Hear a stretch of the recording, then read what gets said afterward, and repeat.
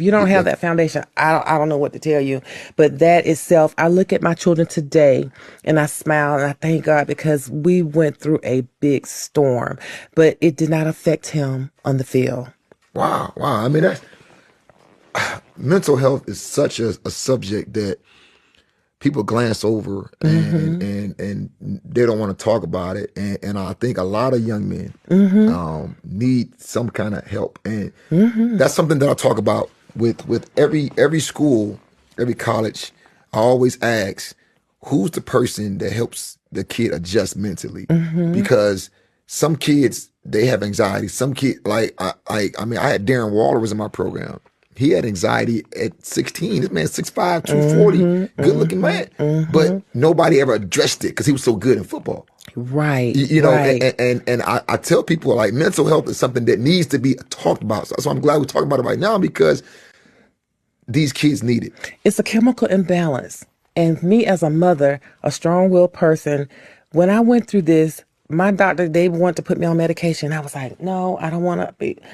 I had to stay on this medication for 6 months because they said it was a sudden death. And they said, she gave me an example. When a person has a limb that has been removed for whatever reason, the mind has to catch up with that limb missing. You're going to still be trying to move, but that limb is gone. Right. So she said with a sudden death, and I did. Sometimes you think he's in the house, but he's not. He's gone for good. So just think what my children were dealing with and losing two parents like that.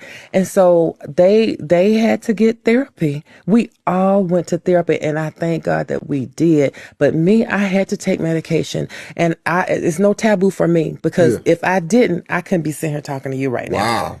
Wow.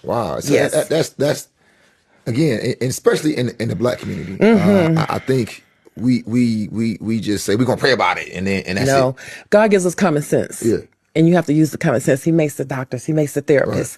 And we have to use common sense with that and use it to our benefit. And that's what I did. I can pray all day, but faith without work is dead. So you have to put action behind those words. And when I did, I used to have a gray cloud. It's called widow's fog. When you lose your spouse. And it lasted for about a year. Everything looked gray.